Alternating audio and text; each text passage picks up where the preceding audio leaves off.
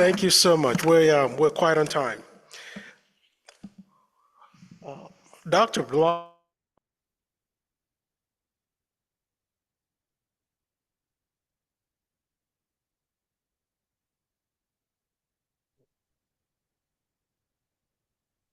I've lost your audio.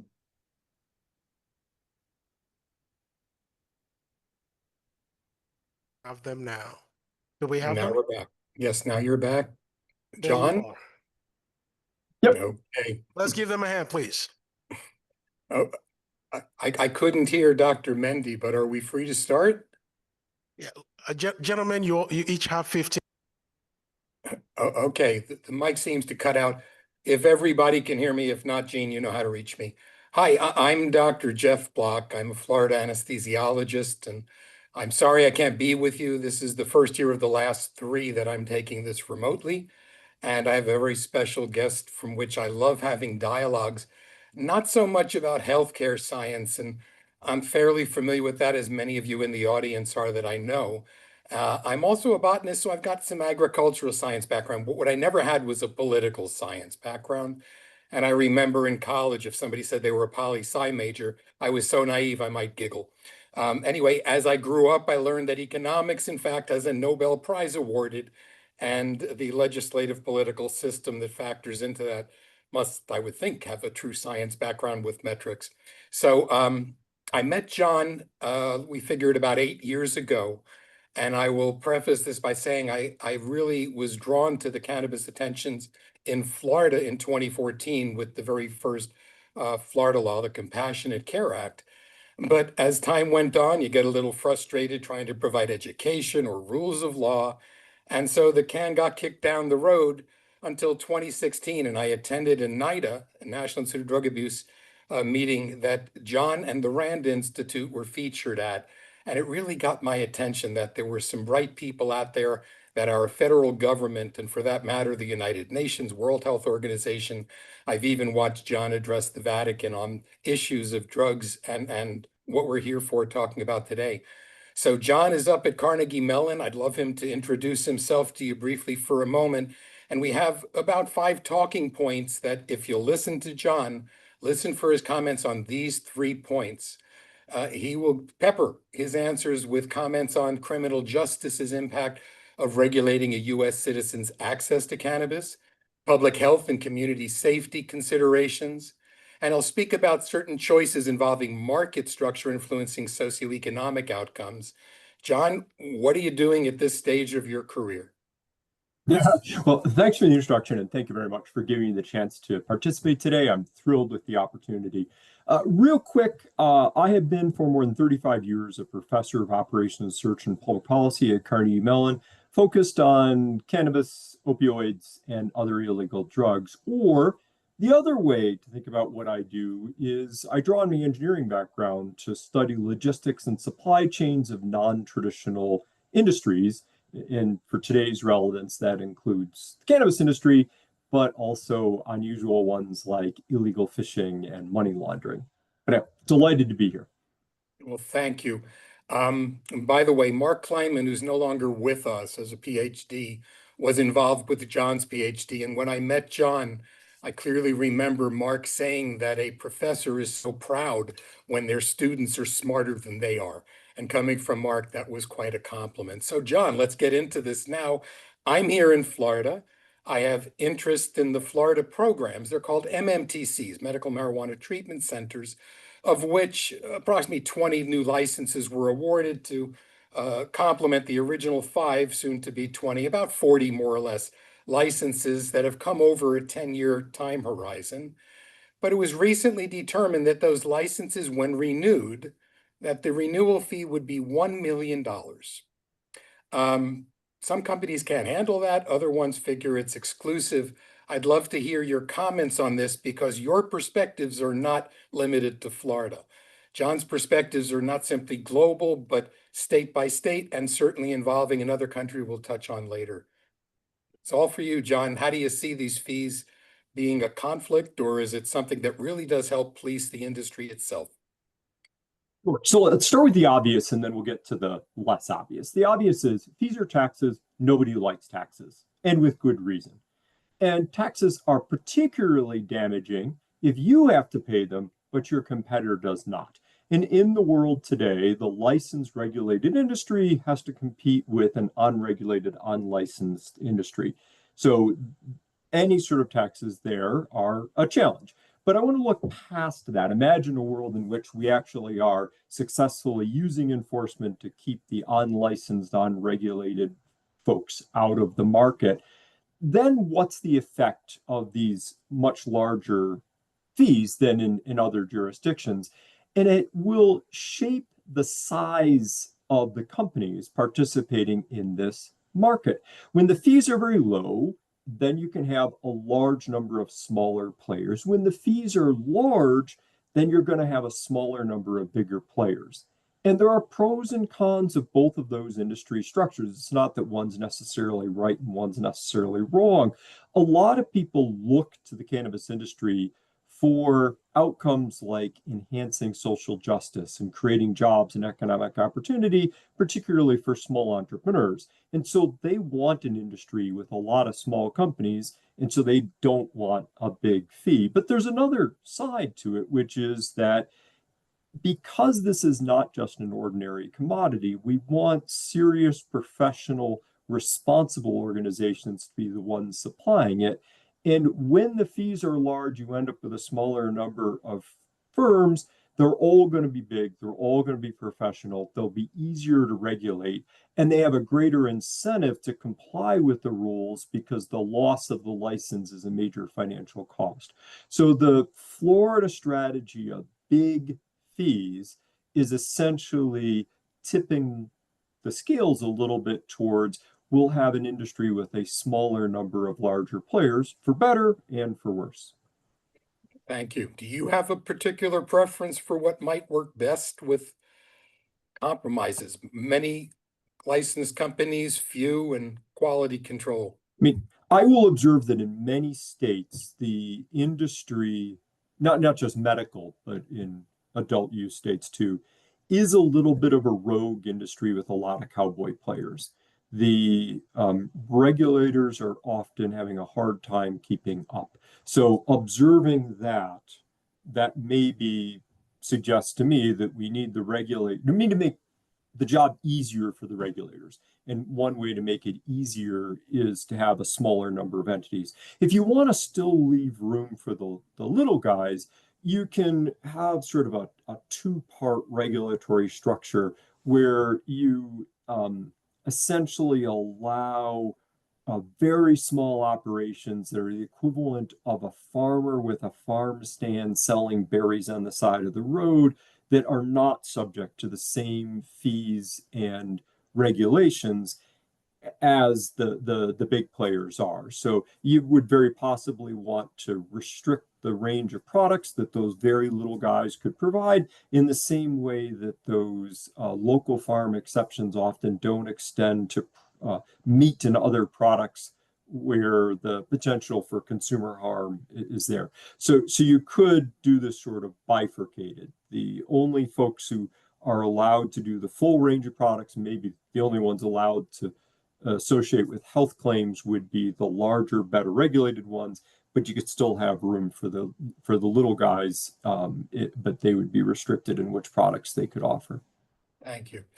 I've had my eyes on the end of federal prohibition now for, well, ever since I tried to understand this, being a very key pivotal moment. And so what I'm asking here is, in the current potential to reschedule from 1 to a controlled substance, Schedule 3, I would think, and we've been ultimately told, that this should ultimately help for unfettered research, help for physician and patient education, and even inclusion into the United States Pharmacopoeia again, and help with interstate commerce. So my question is, will it not only deal with the US, or will it change in scheduling, also impact the UN, the World Health Organization, and those global positions on marijuana? Did a good job of describing the things that it will do. I don't think it changes anything about the international treaties.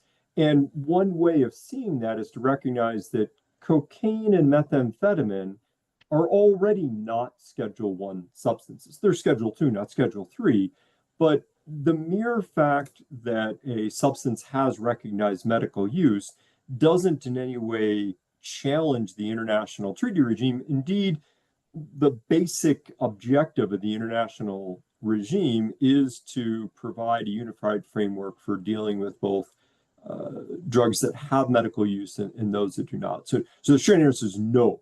I do not think that this would mean any change to the international treaties. In fact, we can go a little bit farther than that and recognize that there are countries, notably Canada, Uruguay, that have nationalized for non-medical use, legalized for non-medical use at the national level, and that has not led to a collapse of the treaty regime. So the treaty regime's very difficult to change.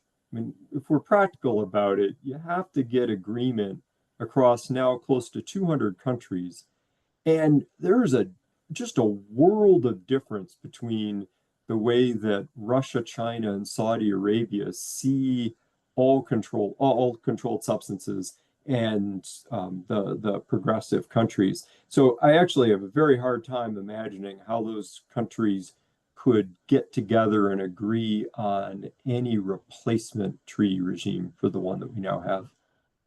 Well, earlier this week I was in Amsterdam, so I'm telling you, it's very much alive and well there. But let's contrast it the is, USA.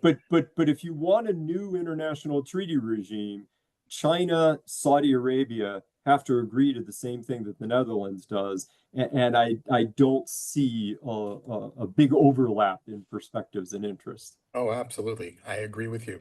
But let's contrast the USA with the rest of the world. We're just north of our border. There's Canada. I know you know Canada very well, having recently spent some R&R time, important at that. But I also have heard in the past that many of the successful Canadian companies, Tilray included, may have had their studies and their understanding of what's ahead through your guidance or instructions. So if we look for saying that because multi-millions of Americans are currently using marijuana, and that a consensus opinion to develop a standards of care, clinical standards of care, many of the people in the audience are physicians who see patients in the space, that's largely been missing in patient care, standards of care. So in your opinion, is the Canadian model ahead of the regulatory structure curve needed here in the USA? And could you explain what Health Canada is and how it has certain parallels with our National Institutes of Health in trying to guide a process medically? As well as the fact that you got recreational there. So if anybody can tell us, is Canada working? And if so, where in particular and why? It's you. So in your crystal ball, can you read the cannabis leaves or something and tell me what works best in the world that you can see now? So short answer is yes. I would say Canada is ahead, but I will caveat that in a minute and circle back to a different perspective. But the things that I think Canada gets right are, number one, it's a unified federal provincial approach. Whereas in the United States, we have this crazy inconsistency between federal and state law. Also, right from day one, Canada put health, including public health, at the center of the objectives of what they were trying to accomplish. If you look at state legalizations in the United States, there have been a wide range of motivations. They included reducing criminal justice sanctioning of people, improving social justice, raising taxes, economic development, and job creation. There's nothing wrong with those objectives. But frankly, health and public health have not been central to the goals and objectives of the legalization efforts in the United States. And I really think that they need to be. Also, I think Canada has actually achieved greater diversity across provinces in their approaches than we see within the United States across the states that have legalized. Of course, there's a very big difference between a state that hasn't legalized at all and one that has. But within the realm of those that have legalized, we often say that the United States is illustrating a quote unquote laboratory of the states, and we get to learn from this great variety. But I think that's not right. I think there's even greater variety across the provinces. So returning to my simple answer to your question, are they ahead? I believe yes. But even if you disagree with me on that, what I really hope that everybody can acknowledge is there are examples to learn from looking north at the border. And it really does pain me the extent to which the United States is sort of a ethnocentric country. We tend to be pretty naive, pretty ignorant about stuff that's happening in the outside, including in our otherwise admirable health sciences sector. You tend to have American medical science favoring and looking at evidence collected from American studies and stuff that happens inside our borders. We should be open-minded to learning from other nations. And in this case, you don't have to go very far. You just have to go across the border to learn a lot from other models. All right, so I can't not talk with you without including a specific comment on the plant itself because it's complicated. And as a physician and botanist, I've always had a healthy respect, let's say, for the power of plants in general, but particularly their bioactive chemicals. However, although I breed tropical ornamental plants, cannabis is not simply another pretty plant. It's truly a unique consumer product, and therein lies some of the rub. So, can you talk about not just cannabis as it's unique, but the whole business end of this as it becomes post legalization? Where is this likely to go as a commodity? Yeah, absolutely. And I like the way that you set this up, right? I'm not a medical doctor. Everybody in the room knows more than I do about what is special about cannabis as a medicine and how it interacts with the body. So I leave that entirely to you and to everybody else in the room. But if I put a hat on as an economist or a business school sort of professor and say, how does this consumer product compare to other consumer products that are out in the marketplace? There are a number of very distinctive characteristics, even from that lens. One is cannabis has this extraordinarily high ratio of its value to the customer relative to its cost to produce. Like we value cars, right? Cars are valuable, but cars are also quite expensive to produce. But cannabis is actually very cheap to produce. It's a plant, as you just said, and at some level, it's not that much harder to grow than a tomato plant. But the quantities that we consume are way smaller, right? The average dose for a daily non-medical user is something like 1.6 or 1.7 grams. But with tomatoes or apples, people are consuming pounds and kilograms. So the cost per person day of use to produce is tiny. So I compare it sometimes to bottled water, just for the shock effect of that. People are willing to spend $1 or $2 or $3 buying Fiji water at the grocery store. It doesn't cost anything close to $1 or $2 per bottle to make the water that goes into that bottle. And different things happen to industries when you have this very high ratio of consumer willingness to pay to the cost to produce. And in particular, you tend to get very intense competition. There's a risk of a price collapse. And ultimately, there's a reliance on branding and advertising to get consumers to be willing to pay so much. So that's one example. Another example of what's special about cannabis compared to cucumbers is the plant is spectacularly productive per square meter or per square foot.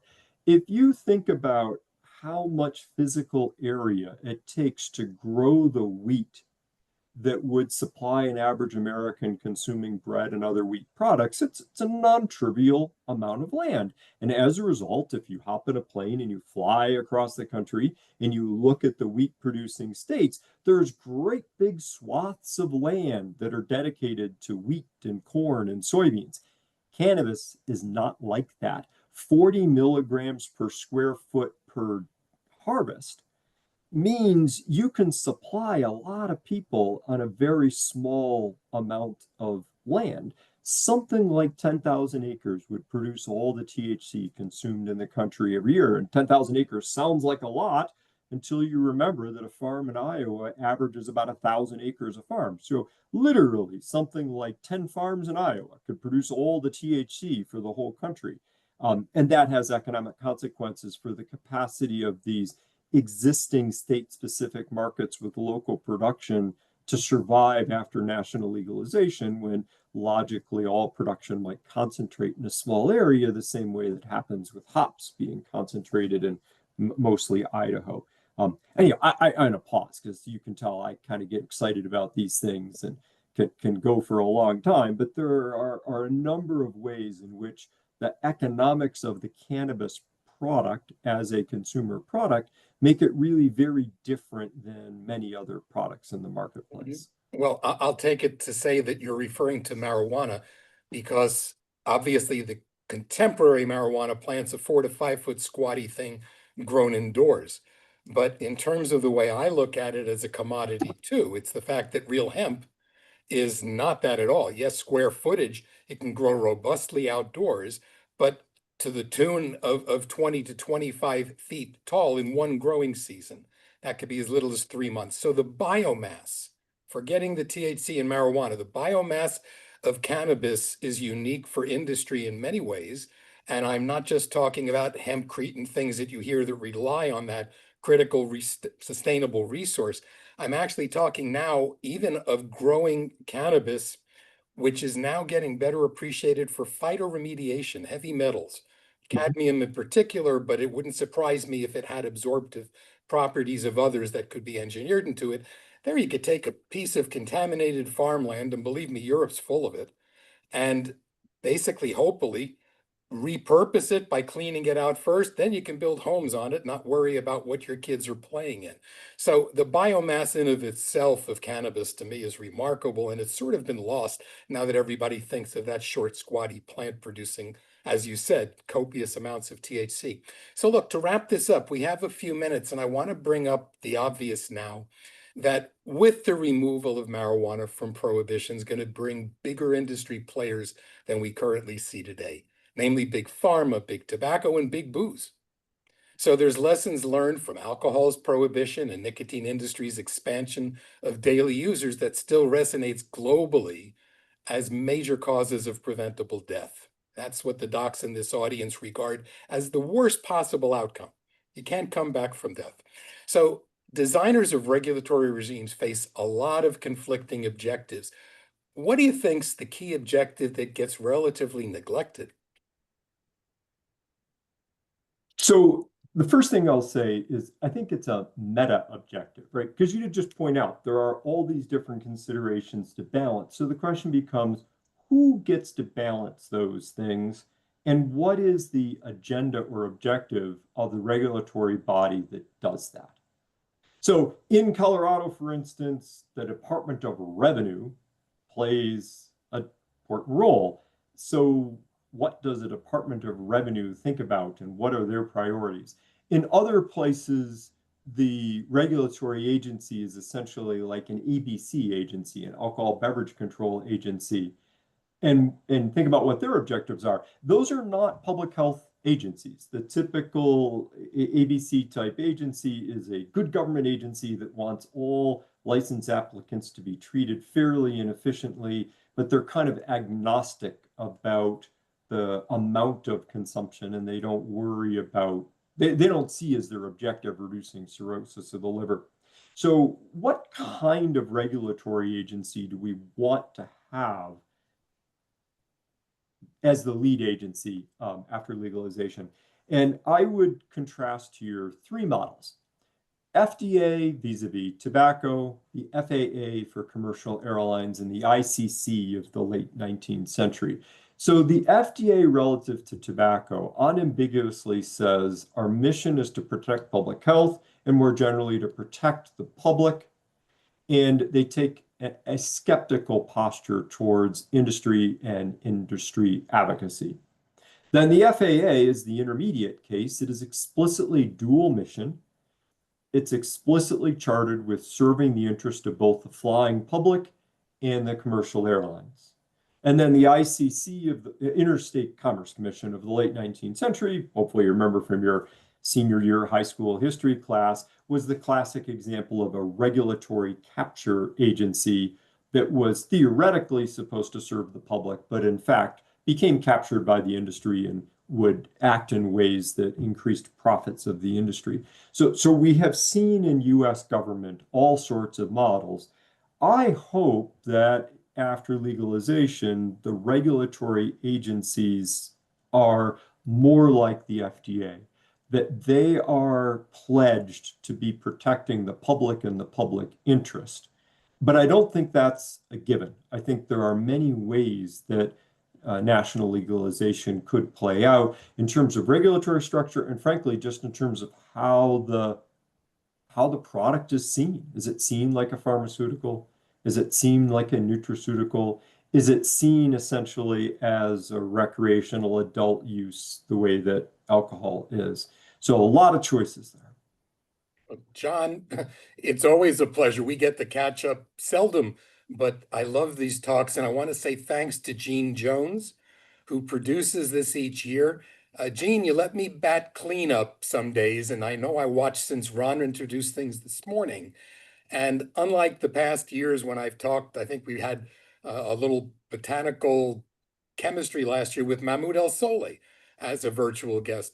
But John, I really do appreciate the way you view the world, and so that people don't get stuck thinking the rest of the world's Florida, or necessarily that there's not open doors that'll happen eventually federally, which again, I still think is key for getting patient education and research better.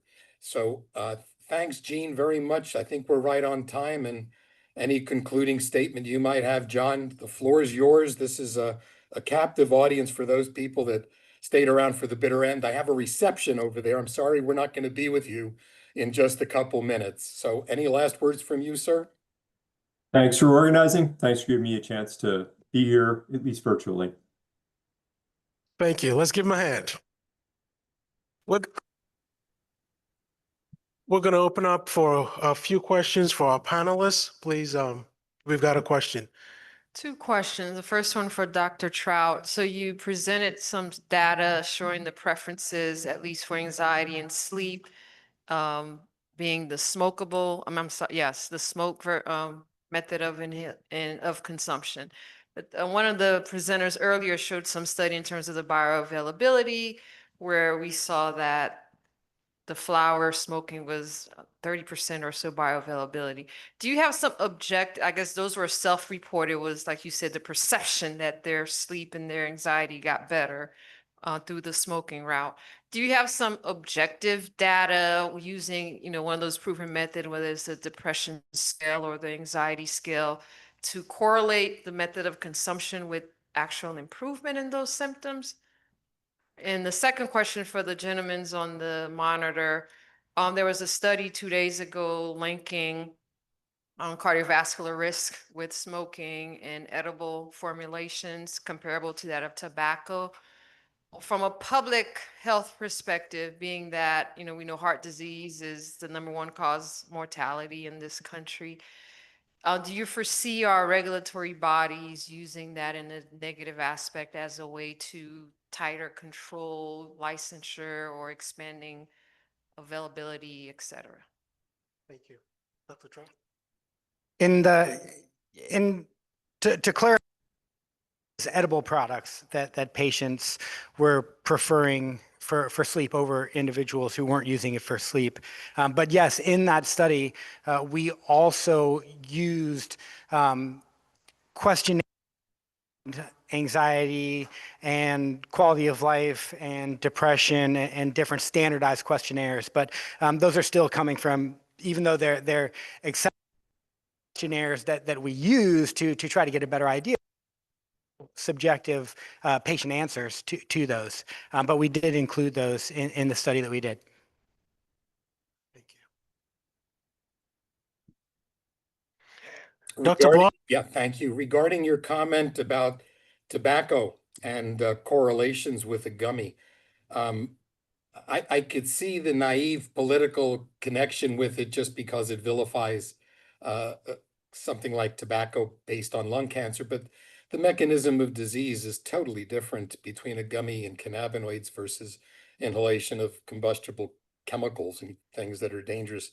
So I don't think they'll get far with that approach, but again, the caution is when you have industry involved with its own rulemaking, a lot of things slip between the cracks, like the amount of 1 milligram of nicotine per cigarette was a great coup for the tobacco industry shortly after it was appreciated that that was the minimum amount needed for addiction. So other market expansion points are what they are, but the hard science drives industry's key moments like that. I don't think you'll find that gummies get associated with lung cancer as a direct cause and effect in ways that could vilify tobacco or have tobacco vilify cannabis. Thank you. And if I may add to that, a combination of having the right places, being willing to spend money, and hard science go a long way. So politics plays a big role every time. So we can't be deluded. You got to, please. Yeah, I'm Dr. Bob from the Compassion Clinic in Crystal River. And I brought this up a couple times. Maybe it's more of a rant, but per your showing how you can come off pharmaceuticals with cannabis. I learned that early on because a lot of us really don't like gabapentin or hydrocodone or oxycodone. And since we're required to have E-force numbers on patients, I noticed a trend pretty early on. I talked to all these people about when you start marijuana, you may consider getting off those.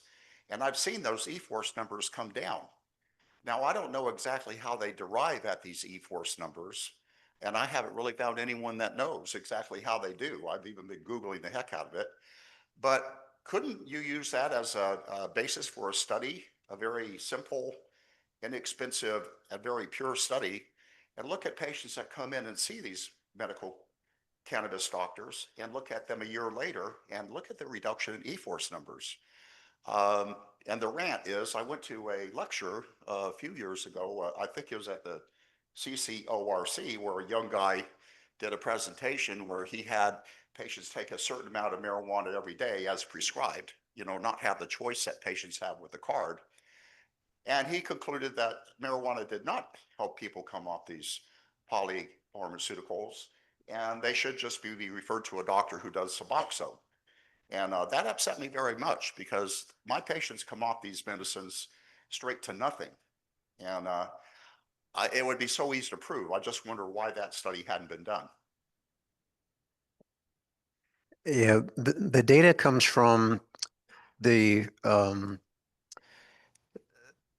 pharmacy reporting, because the pharmacies that receive the prescription are required to report that data. So that's where the reporting comes. So sometime it may be behind, depending on when it's updated, as far as when the pharmacy reports filling the prescription. And they convert it to morphine milliequivalents. So, a university partnering with an organization like MMary, I think that'd be an excellent thing to look at. Now, if you're having patients, fill out surveys and things like that, you would want to make sure you're using de-identified data. So that way it's protecting the identity of the patient. It's not recording where they're taking the survey, so the actual device. So there's different infrastructures and research where you could collect that type of data. And that's good that you're consistently looking at that and able to follow these trends. Um, so what we would want to know is for that study that you are that there's no change is, what is the database of patients that they're drawing from? And then are you properly like looking at or just having the patients check a box? So your data that you're addressing is much more objective versus the patient checking a box that I'm not weaning down or I am weaning down, because you're looking at the actual values that's reported on the pharmacy side and what's actually being dispensed to the patient. So that would tend to be more accurate than if a patient is just doing self-reporting in that case. Well, I'm talking about the research study that showed no difference. That study that the person that produced that study that showed no difference, the way they're collecting the data, did they collect that from eForce as well? I know you're observing eForce is going down, but the study that you're referencing, are they getting their data from eForce as well? In that study where they said that there's no difference at the consortium, did they get their data from eForce? The study that you said that showed that there's no difference, did that person get their data from eForce, or did they get that data from patient reporting? Yeah. So the person that you referenced the study that someone at the consortium showed, where did they get their data from? So if that's patient reporting, that might be bias, because now the patients are just checking a box that I'm not weaning down. But what I'm suggesting is that your data is more objective. So that'd be a good part, talk with organizations like MMary, the Office of Medical Marijuana Use, the consortium. That'd be a good study, because what you're can't say, because I don't know, I haven't looked at the actual study that you're reporting. That might not be someone who's directly recommending physician. It's not a recommending physician that produced that data, right? So they have no access to eForce. So unless you're not going to be able to access eForce. So that's probably, I don't know where they got their data or who the person was, but that is privileged information. And often I'll put, yeah.